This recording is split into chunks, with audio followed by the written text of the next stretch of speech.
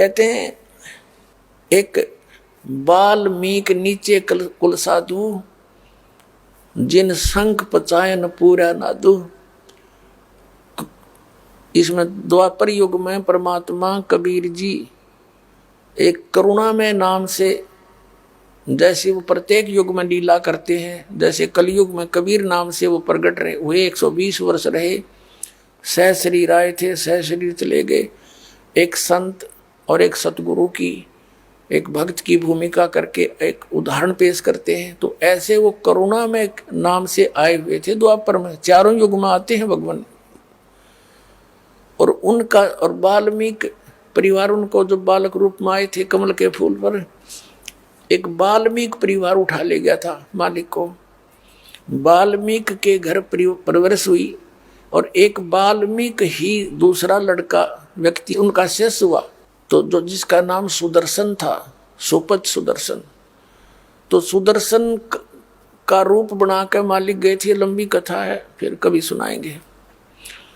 आज जो प्रसंग है उसको पूरा करेंगे। तो सुदर्शन जो वाल्मीकि, सुदर्शन जो था परमात्मा कबीर जी यानी करुणा में जी का सत भक्ति का साधक था, मर्यादा में चलता था। जब वो वहां पहुंचे सुदर्शन रूप में, उन्होंने भोजन खाया। कहने का भाव ये है कि पहले तो रुक्मणी, उसको द्रौपदी के मन में दोष आ गया था कि ये काहे का संत है, एक जंगली सा व्यक्ति, इससे क्या हमारा ये यज्ञ पूर्ण होगा। इस ऐसे मंडलेश्वर यहाँ बैठे हैं।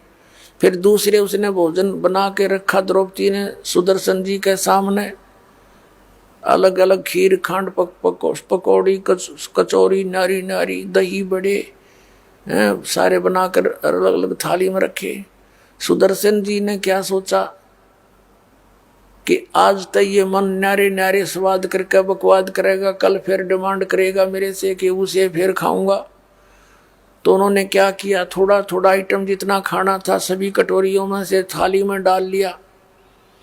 हलवा भी, खीर भी, दाल भी, कचौड़ी भी, पकौड़ी भी थोड़ी थोड़ी ले करके अन्नों खिचड़ी बना ली। अब द्रौपदी ने सोचा था कि मैंने ऐसा भोजन बना के दिया है, ये जंगल में रहने वाला महात्मा खावेगा और मेरे गुण गावेगा और उंगली चाटता रह जाएगा। जब उसने देखा इसने तो सारा काम बिगाड़ दिया, 1 घंटे माथा मेरा आंखें फुटवाई धूमे पर, इसने क्या कराया यो, तो उसके मन में यो दोष हो रह गया था, जिस कारण से जितना भोजन थाली में रखा था उस सुदर्शन जी ने 5 ग्रासों में खा लिया और 5 बार ही शंख बोला। आगे शंख नहीं बोला। तब युधिष्ठिर जी ने कहा कि भगवान होगी बात, बनेगी बात, शंख बोल गया। तब श्री कृष्ण जी ने कहा नहीं, शंख तो लगातार बोलना चाहिए था, ये रुकना नहीं चाहिए था घंटों तक, तब बात बनेगी। तब श्री कृष्ण जी से युधिष्ठिर जी ने कहा था कि हे भगवान और किसको लाओगे, अब कौन है। तब श्री कृष्ण जी ने कहा था इस वाल्मीकि के बाल समना ही तीनों लोक, ये इतना भक्ति युक्त है ये सुदर्शन, ये वाल्मीकि, इसके एक बाल के बराबर भी ये 3 लोक नहीं है। कोई त्रुटि अपने ही घर पे है युधिष्ठिर, कोई मन में दोष किसी प्राणी का है। श्री कृष्ण जी को मालूम था कि द्रौपदी नाक से कोड़े थी जब वो रोटी खावा था। द्रौपदी बुलाई और पूछा बहन साची बताना, आपने क्या सोचा जब महापुरुष जी ने खाना खाया, इसके बिना यज्ञ पूर्ण नहीं हो सकता, और तूने क्या समझ रखा ये कोई छोटी बात ना समझे। क्योंकि वहां उस समय वो परमात्मा स्वयं विराजमान थे, पूर्ण ब्रह्म जो करुणा में नाम से प्रकट थे कबीर जी सुदर्शन रूप में। और श्री कृष्ण को आभास हो रहा था कि ये आम व्यक्ति नहीं है। तब कह रहा था कि सुदर्शन कोई छोटी बात ना समझो इसको, क्योंकि आभास उसी को होता है जिसमें कोई अंदर वस्तु होती है आध्यात्मिक।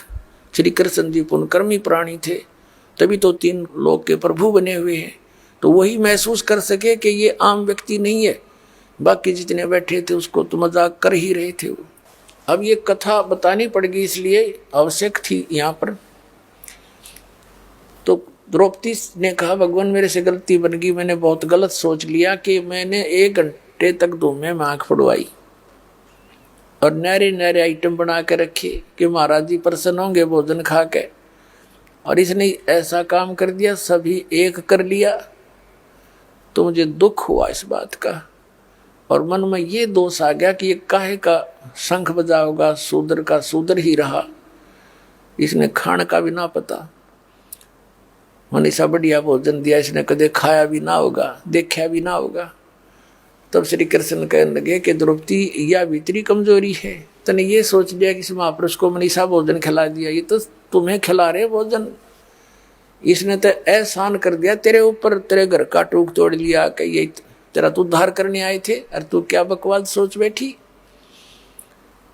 अपने आत्मा द्रौपदी बोली, जी गलती बढ़ गई कि माफी मांगे, और चरण धोकर पीस के सद समेत रेत के पैरों के देख पाप और इकट्ठा कर लिया। संत के बारे में ऐसी गलत सोच रखना भी पाप के भागी होते हैं। द्रौपदी लाई पात्र ठाकर, कोई प्रांत तांसड़ा लेकर आई, लोटा पानी का, संत के चरण धोए, वापस लोटे में डाल लिया और आधा पी लिया द्रौपदी ने। जब श्री कृष्ण जी ने कहा कि आधा मुझे भी दे दे बहन, इसे महापुरुष का चरणामृत भागा करके मिलता है बड़े भाग्य वाले को। आधा श्री कृष्ण ने पिया। तब कहते वो शंख बजा था और पूरी पृथ्वी पर आवाज गई थी और सब वातावरण बदल गया था पूरी पृथ्वी का। सब वृक्षों पर बहार आ गई थी, फूल खिल गए थे।